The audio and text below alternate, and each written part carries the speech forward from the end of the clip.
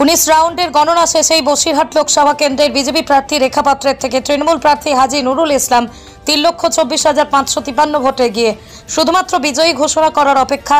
গণনা কেন্দ্রে তৃণমূল কংগ্রেস প্রার্থী হাজী নুরুল ইসলামকে পেয়ে কর্মী সমর্থকদের মধ্যে বাঁধভাঙা উচ্ছ্বাস লক্ষ্য করা যায়।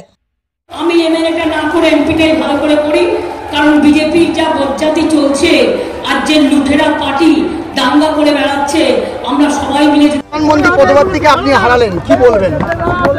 এটা এই জয় মানুষের জয়, বসিরহাটবাসীর জয়।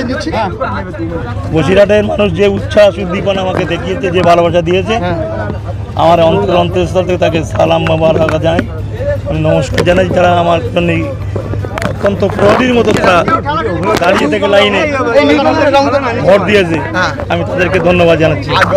সন্দেশকালীন মানুষ কি আপনাদের উপর ভরসা রাখলো? কি মনে হয় এত কুৎসা, এত অপপ্রচার কোনো কাজে আসছে?